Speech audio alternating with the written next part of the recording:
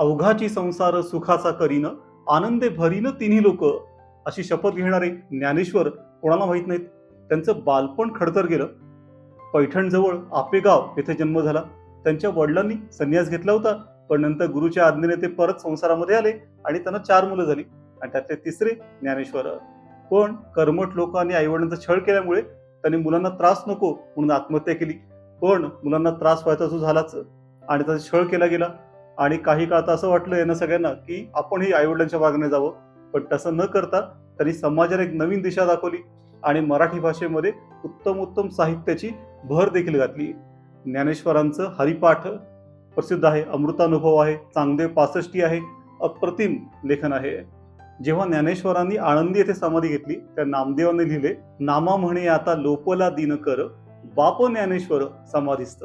ते एकाच वेळी माऊली पण आहे आणि एकाच वेळी बाप पण आहे, असा एकच व्यक्ती आणि तो म्हणजे ज्ञानेश्वर महाराज.